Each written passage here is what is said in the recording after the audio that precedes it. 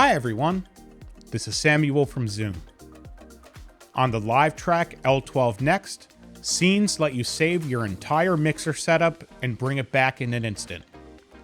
You get 10 scene slots, each storing your fader levels, mutes, gain, compression, EQ, monitor send levels, internal effect parameters, and more.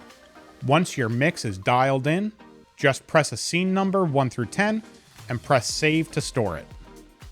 Later, press the same scene button and hit recall, and the L12next instantly restores that mix for your next rehearsal, show, or recording session.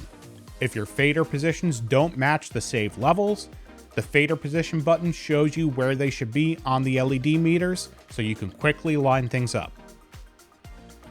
Scenes make it easy to move between bands, songs, or sessions without rebuilding your mix from scratch every time. For more information about the LiveTrak L12next, check out the other videos on our YouTube channel and visit our website, zoomcorp.com. Good luck and enjoy creating.